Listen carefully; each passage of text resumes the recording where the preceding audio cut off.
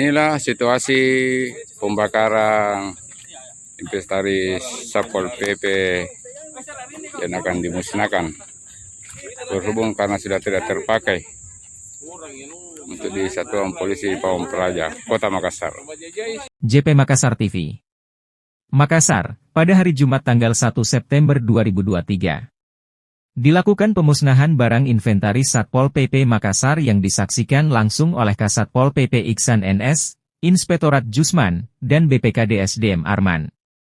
Berdasarkan keterangannya, barang inventaris ini masih terdaftar di Satpol PP tetapi sudah tidak layak pakai atau rusak dan telah dilaporkan. Setelah persyaratan administrasi terpenuhi barulah selanjutnya dilakukan pemusnahan dengan cara dibakar.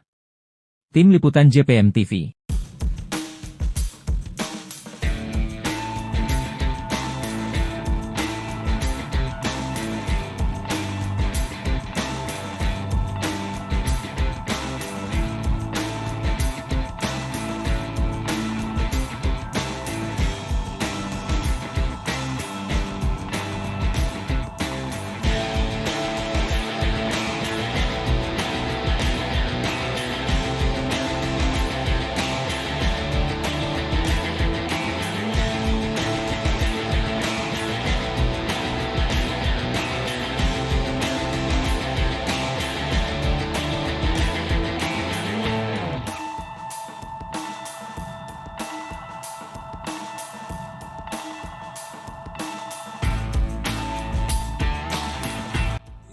Masih tercatat di Satpol PP.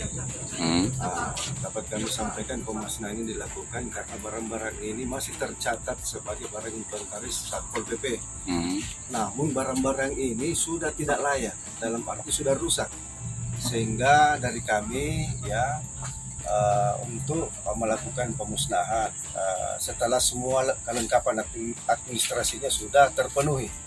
Jadi hari ini ada dari Inspektorat, dari BPKD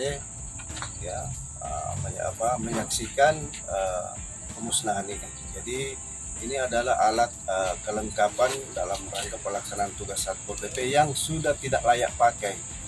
Jadi ada tameng, ada helm, ada rompi.